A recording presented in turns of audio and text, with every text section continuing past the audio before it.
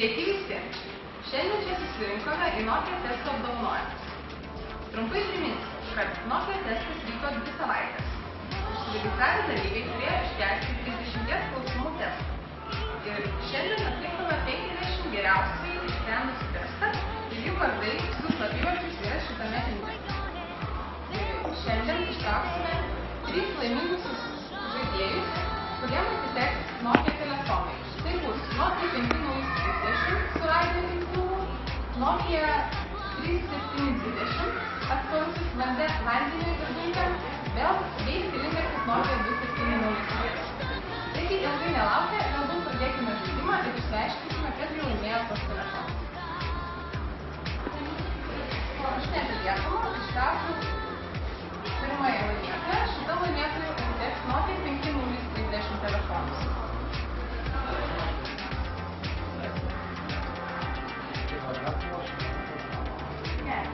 Taigi, Nokia telefonas 5030 su radio imtuvu atitenka žaidėjui Matis, tai bus Matas Šimaitis, kuris išsprendė testą 15 kartų ir surinko vidutiniškai 81%.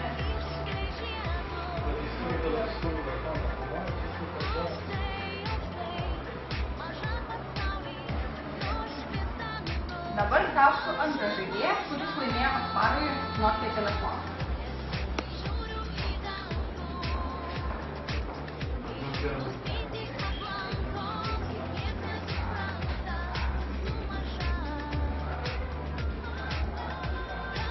Atsparųjį Nokia telefoną laimėjo žaidėjas 20 numerį.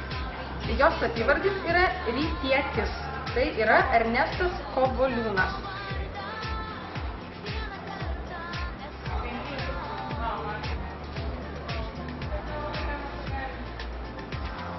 Na ir galiausiai vienas paskutinis žaidėjas, kuriam atiteks stilingasis Nokia 2700.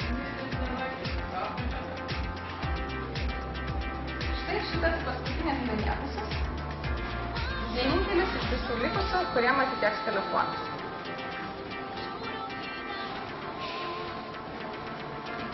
Telefonas atitenka žaidėjui Bogas 69, tai Tomas Januškevič. Ačiū visiems už dalyvavimą, sveikinu laimėtojus ir prašome kreiptis ir atsiimti savo prizus. Iki!